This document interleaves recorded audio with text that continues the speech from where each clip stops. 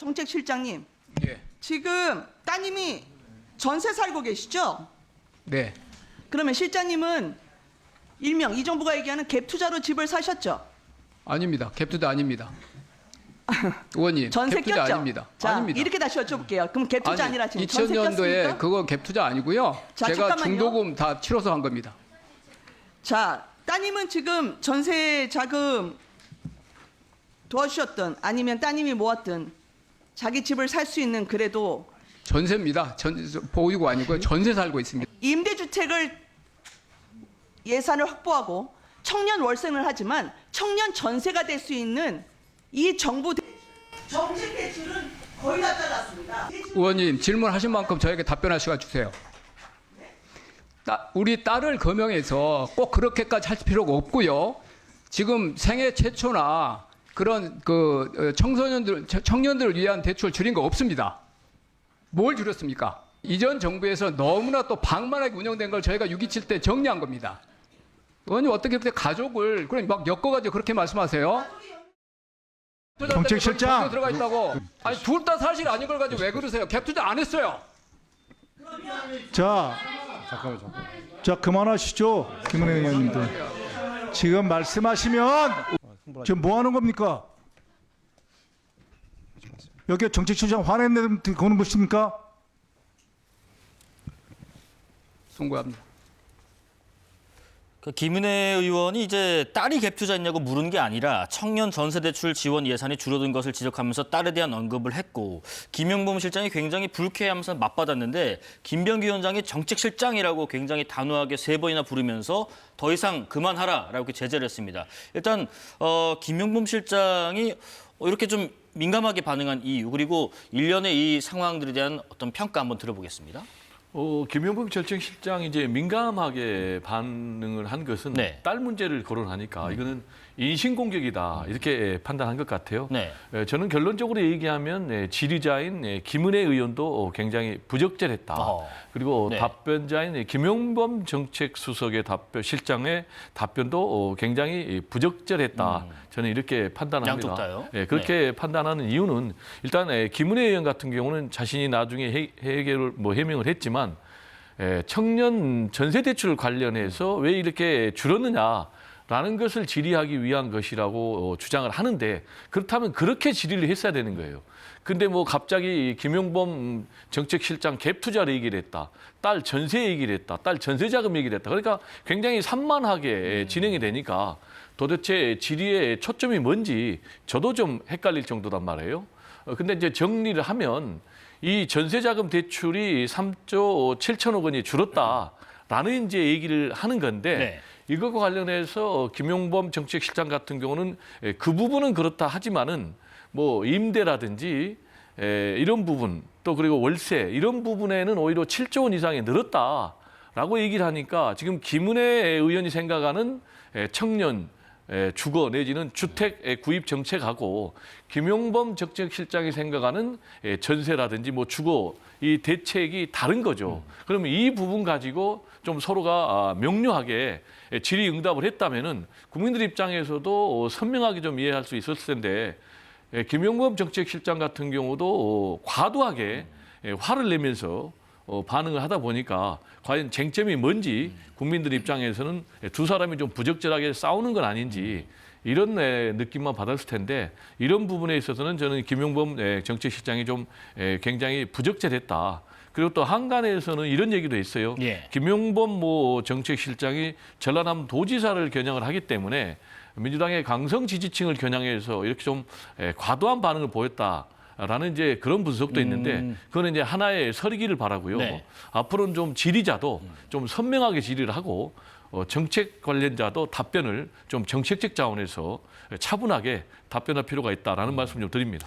참 그 낯선 장면이긴 했습니다. 뒤에 나오진 않았습니다만은 우상호 수석이 옆에서 김용문 수장을 막 뜯어 말리고 그렇습니다. 뒤에서 네. 김병욱 정무비서관도 이렇게 말리는 모습들. 그러다 여당 소속의 운영위원장이 김 실장에 대해서 굉장히 뭐라고 하는 모습들. 참 낯선 환경이었어요. 그렇습니다. 지금 우리가 지금까지 봐왔던 그 관례적인 장면은 아니죠. 저게 국회 운영위원회에서 정책 정책실장, 물론 뭐 정책실장이라고 해서 사람인지라 자기의 감정 표현을 할 수는 있습니다만은 저렇게 아주 고성을 높이고 언성을 직접 대놓고 얘기하는 것은 굉장히 드문 현상입니다. 그래서 정책실장라고 하면서 여기가 당신 화내는 곳이냐라고 하는 얘기 급기야 그까지 나왔는데 네. 저는 이게 배경이 있다고 봅니다. 지난번 정부가 마련한 그 부동산 대책, 이른바 서울시 전역을 토지거래 허가제를 만들고 경기도에 20여 군데를 사실상 완전히 집을 사지도 못하고 팔지도 못하고 하는 그런 그 대책을 만들어 놨을 때 호되게 질책을 받은 분들이 있습니다. 그중에 하나가 바로 김용범 정책실장, 금융위원장, 금감위원장 이런 분들이 이른바 갭 투자라든가 경매 뭐 이런 걸 통해서 내로남불 아니냐라고 질타를 한번 받았었죠. 네. 그러니까 김용범 실장 입장에서는 이거 또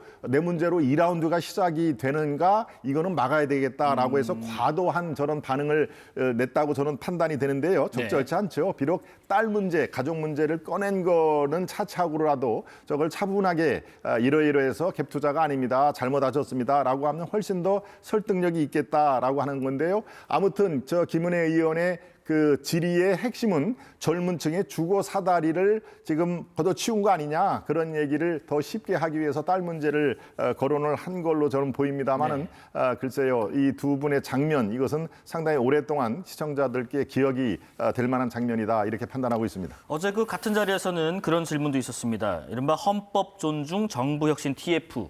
그러니까 이제 계엄에 가담했는지 여부에 대해서 공직자들에서 가려보겠다라는 그 내용인데, 우상호 대통령실 정무수석이요, 대상자는 아마 소수에 국한될 것이다. 김민석 국무총리도 이 헌법과 적법 절차에 따라 진행될 것을 되게 강조했습니다. 그렇다면 이 적법 절차 기준, 이 아직 명확하지 않은 것 같은데 혹시 좀 들은 바가 있으신지요? 일단 뭐 기준은 명확합니다. 네. 일단 내란 세력에 동조하는 그런 인사들로 국한하겠다라는 것이고요. 그렇다면 이제 이분들을 어떻게 색출하느냐라는 문제가 남아 있는데요. 여권은 대상을 최소화하겠다. 네. 그리고 신속하게 하겠다라는 입장인데, 저도 개인적으로는 이 범위를 너무 넓히면 안 된다. 그리고 신속하게 해야 된다. 만약에 막연하게 전체를 대상으로 할 경우에는 문재인 정부의 적폐청산 시즌2가 될 수 있다라는 말씀을 좀 드리고요.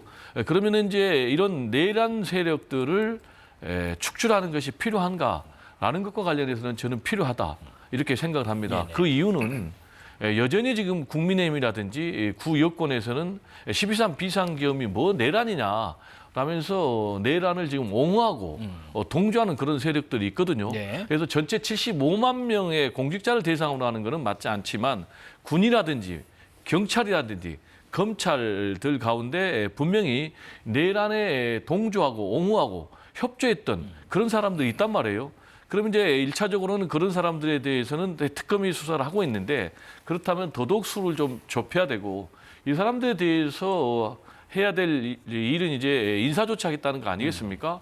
근데 인사조치하겠다면 제가 볼 때 이 사람들이 뭐 승진 대상자까지 된다 그러니까, 그렇다면 공직사회에 기강이 바로 설 수는 없겠죠. 예. 그래서 필요는 있지만 이걸 굉장히 좀 범위를 확대하고 시간을 길게 되면 오히려 공직사회의 통합이라는 순기능보다는 공직사회의 불안정이라는 역기능이 좀 나타날 수도 있다라는 좀 말씀을 좀 드리고요. 그리고 제보센터를 운영한다는데 이런 부분은 좀 굉장히 바람직하지 못하다라는 말씀 좀 드립니다. 지금 뭐 어떤 필요성 또 우려되는 부분도 일부 말씀해 주셨는데, 소수, 적법 절차, 그렇다면 누구를 대상으로 할 것인가의 기준, 어떻게 선정을 하는 것이 맞다고 그렇습니다. 보십니까? 지금 그런 면에서는 이 굉장히 위험한 방향으로 갈 수밖에 없다라고 저는 상당히 우려를 하는데요. 이름 자체가 헌법 존중 정부 혁신 TF입니다. 과연 이게 헌법 존중을 하는 방향으로 가느냐, 적법 절차하고는 거리가 상당히 멀다라고 얘기를 하는데요. 딱 그 한 가지만 얘기 들었습니다. 영장 없이 업무용 PC를 들여다보겠다는 거 아닙니까? 그것도 12월 3일 계엄의 앞뒤로 10개월을 들여다보겠다. 글쎄요, 이것은 어디에도 아마 법적 근거가 없을 것입니다. 그리고 휴대폰을 자발적으로 제출을 해야 된다라고 하는데, 자발적으로 제출을 하자면서 제출하지 않은 분들은 이 불이익을 감수해야 될 것이다라고 하는 글쎄요, 그게 뭐 강제적인 자발성이라고 표현을 해야 되나요? 앞뒤가 잘 안 맞습니다. 그런 의미에서 예. 적법 절차에 상당한 취약성이 있을 수밖에 없는 게요. 이 시발점이 뭡니까? 국무회의에서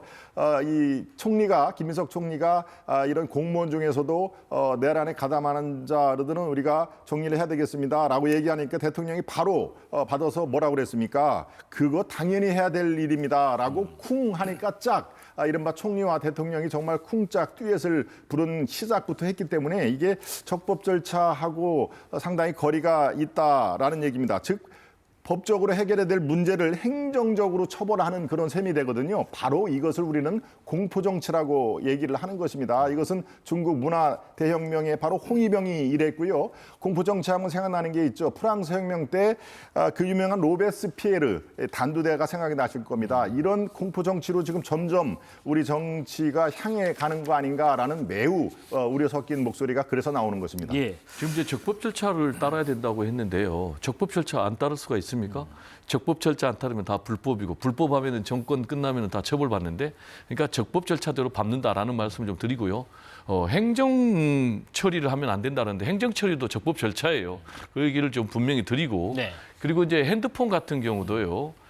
영장 없이도 강제 제출을 뭐 하라고 한다라고 지금 국민의힘에서 주장하는데 그거는 사실과 전혀 다릅니다. 어떻게 영장 없이 개인의 핸드폰을 제출을 강제할 수 있겠습니까? 그거는 사실과 다르다. 네.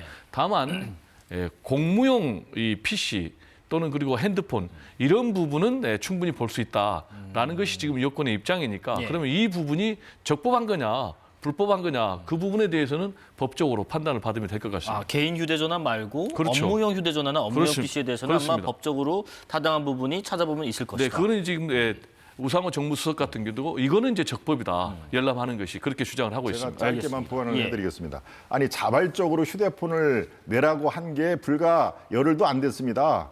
그렇게 하고서 그걸 안 따르면 불이익을 감수해야 된다라고 하는 거 찾아보십시오. 그게 어떻게 적법 절차입니까?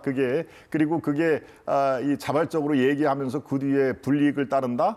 바로 이것은 헌법에 또 관련 법률에 어디에 영장 없이 휴대폰을 자발적으로 제출하게 돼 있습니까? 이것은 다 그렇게 얘기를 하다 보니까 그 뒤에 문제가 생겨가지고 보완을 하겠다. 지금 이렇게 나오는 건데요. 그런 의미에서 적법 절차에 대해서 민주당이 신경은 쓰고 있습니다만은 곳곳에 맹점이 드러날 수밖에 없다라고 하는 그 발상 자체가 저는 반헌법적이라고 생각을 합니다.